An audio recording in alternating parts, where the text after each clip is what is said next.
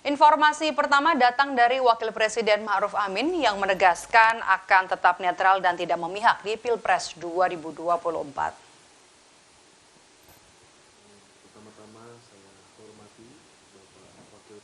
Ma'ruf mengaku tidak akan mengungkap kandidat yang bakal dipilih ke publik dan akan disimpan hingga waktu pencoblosan pada 14 Februari mendatang.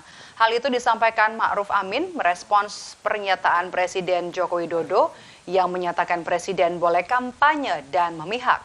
Ma'ruf mempersilahkan kepada publik untuk menilai sikap Presiden Jokowi tersebut.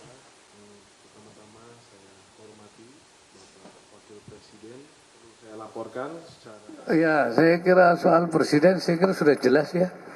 Aturannya boleh, ada yang tidak setuju, ada yang setuju.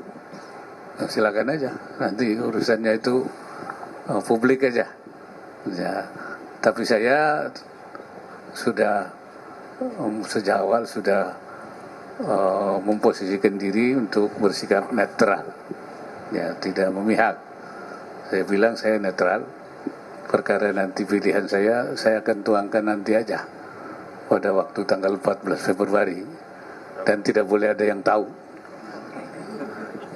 Dan saya bilang itu urusan rahasia saya nyebutnya amrun syakhsiyun qalbiyun, itu urusan hati dan personal.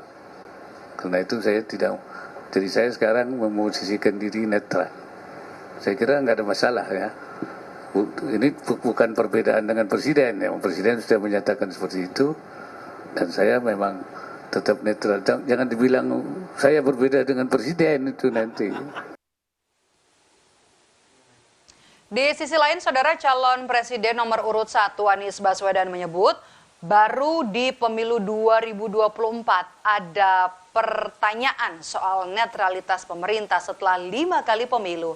Meski demikian, Anies yakin ASN, TNI, dan juga Polri akan tetap bekerja sesuai dengan sumpah dan Undang-Undang Dasar.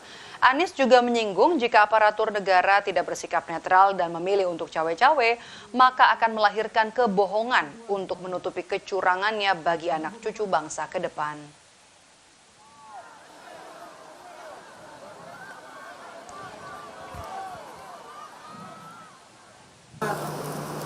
Anda bayangkan coba, kita udah 5 kali pemilu, baru tahun ini aja ini ada pertanyaan soal kenetralan. Oke, sekarang kalau jadi kepala desa, kalau jadi kepala polisi, jadi komandan, kira-kira 5-10 tahun lagi ditanyain nggak sama anak-anaknya, Pak dulu tahun 2024, Bapak termasuk rombongan yang netral atau termasuk rombongan cawe-cawe? Oke, mau jawab apa nanti sama anak cucunya? Mau jawab apa? Bilang. Dan saya percaya, semua akan bilang, saya termasuk rombongan netral, saya termasuk menjaga sumpah, dan itu bisa dikatakan dengan bangga. Tapi yang cawe-cawe, yang mengganggu, itu harus bohong nanti.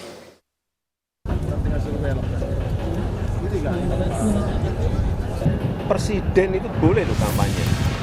Presiden itu boleh loh memihak. Satu biduk, dua nahkoda. Mungkin itu yang sedang terjadi di istana.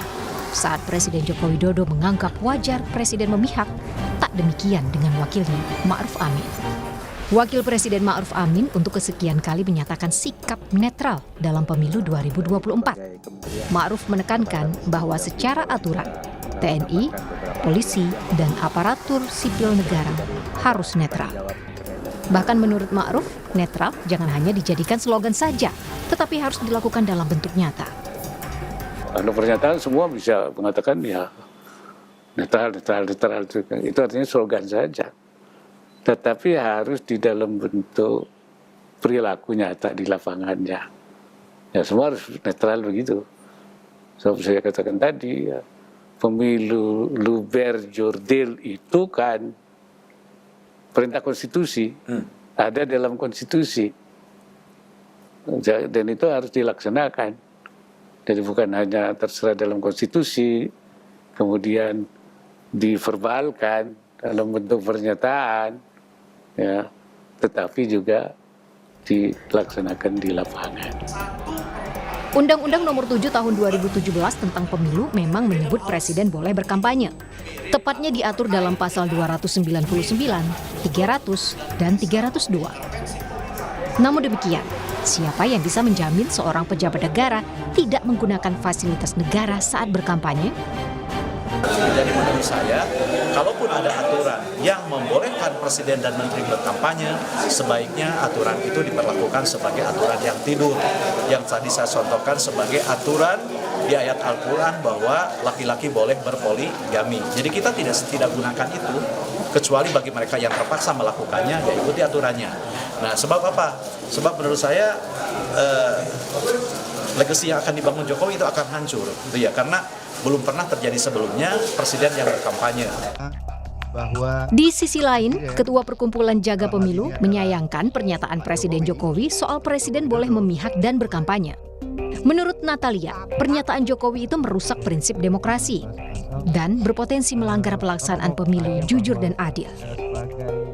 Pernyataan Presiden Joko Widodo kemarin bahwa presiden dan menteri boleh berpihak di dalam pemilihan presiden sepanjang tidak menggunakan fasilitas negara adalah pernyataan yang merusak prinsip-prinsip demokrasi elektoral secara mendasar dan berpotensi melanggar pelaksanaan pemilihan umum di Indonesia langsung dan dari pucuk pimpinan negara. Ini jelas-jelas merusak demokrasi kita.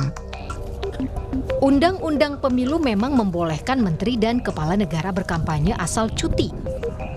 Tapi jangan lupakan pula peraturan KPU nomor 23 yang menyebut juru kampanye harus terdaftar di KPU. Tim Liputan Kompas TV.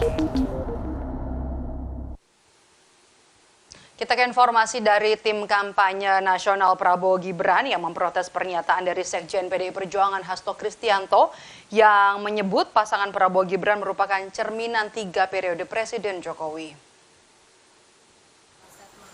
Wakil Ketua Koordinator Strategis TKN Prabowo Gibran Ahmad Muzani menilai pernyataan Hasto itu merupakan upaya yang dilakukan PDIP untuk menjatuhkan Presiden Jokowi. Muzani juga menegaskan Prabowo hanya ingin melanjutkan kebijakan dan program terbaik pada masa pemerintahan Presiden Jokowi. Yang dikemukakan oleh Hasto itu kan upaya untuk mendowngrade Pak Jokowi karena diharapkan efeknya akan terjadi downgrade pada pasangan nomor 2 Prabowo Gibran. Maka Mas Hasto membuat sebuah pemikiran bahwa ini seolah-olah Jokowi terusan periode ketiga. Kan begitu. Dengan begitu seolah-olah Pak Jokowi ingin melanggengkan kekuasaannya untuk 3 periode.